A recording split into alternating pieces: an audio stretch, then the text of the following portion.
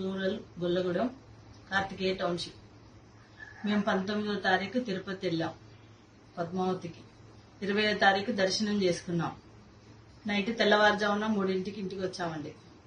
పొద్దున లడ్డు స్నానం చేసి లడ్డు తీసి మా బాబుకి పెడదామని చూస్తే ఇందులో నవ్విలి పెట్టిన పొగాకు ఉన్నదండి, పొట్లం కట్టి. ఆ పొట్లం చూసి ఏంటో ఇది అనుకుని మా బాబుకు చూపిస్తే, ఇది చూద్దాం మమ్మీ, ఇది పొగాకు వాసన వస్తుందని చెప్పాడు.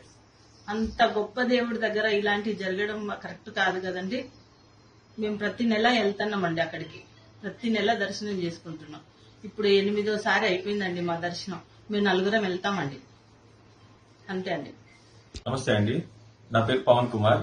మాది గొల్లగూడెం గ్రామ పంచాయతీ, ఖమ్మం జిల్లా రూరల్ మండలం గొల్లగూడెం గ్రామ పంచాయతీ, కార్తికేయ టౌన్షిప్. మొన్న 19వ తారీఖున మా మమ్మీ వాళ్ళు తిరుపతి వెళ్లారు. 20వ తారీఖున దర్శనమై 21వ తారీఖు రిటర్న్ అయ్యారు. ఇవాళ మార్నింగ్ లడ్డూలు ఓపెన్ చేసి చూస్తే ఆ లడ్డూలో అంబర్ ఒక ప్యాకెట్ లో పెట్టి ఉన్నది.